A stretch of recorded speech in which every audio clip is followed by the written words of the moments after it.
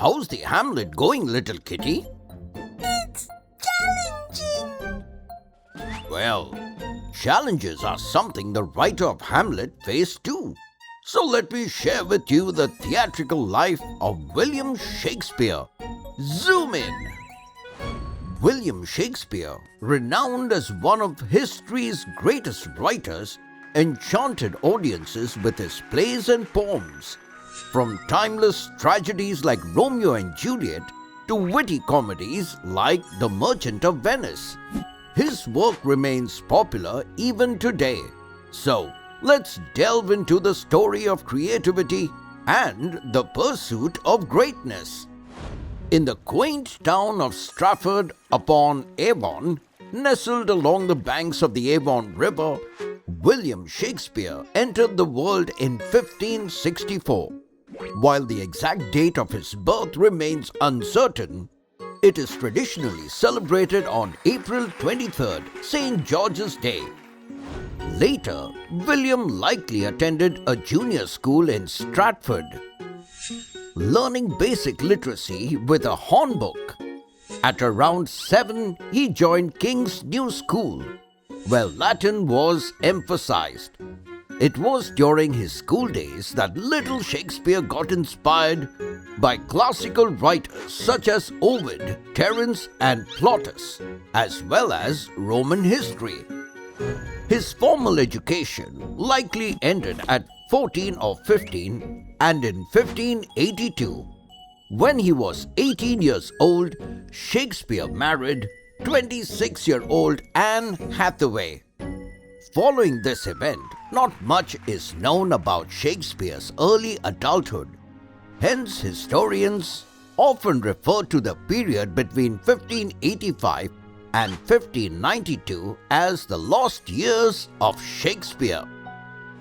But what we do know is that after 1592, William Shakespeare is believed to have begun working in London, where he eventually made a name for himself in the world of theatre with his well-crafted plays.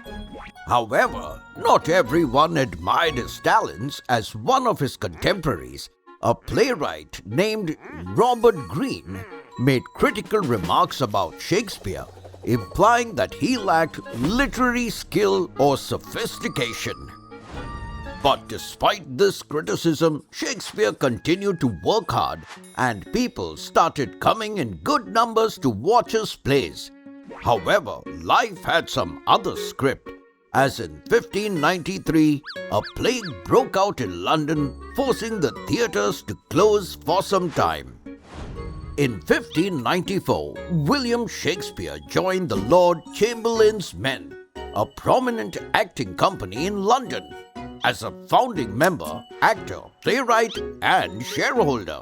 The company was later renamed the King's Men, under the patronage of King James I.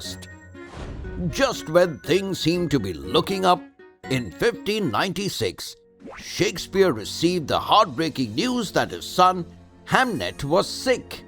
He rushed back to Stratford to be with him, but sadly his son didn't recover and passed away, leaving Shakespeare devastated. The grief later found expression in his play Hamlet, which depicts a different way of dealing with sorrow. Another tragedy struck in 1613, when a fire broke out during a performance at the Globe Theatre, where Shakespeare's plays were regularly staged. Despite causing significant damage to the theatre, including its destruction, the fire did not extinguish the spirit of the King's Men, Shakespeare's acting company.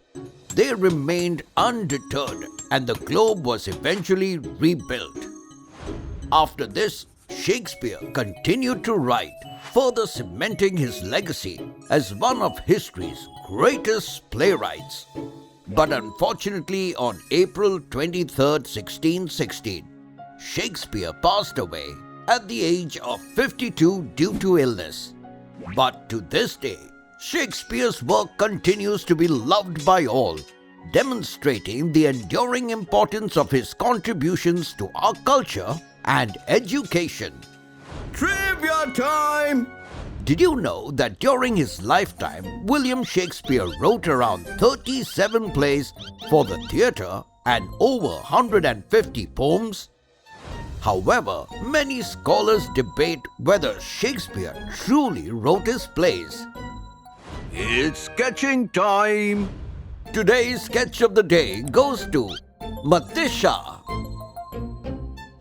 Hope you learned something new today. Until next time, it's me, Dr. Binocs, zooming out. What happened, Kitty?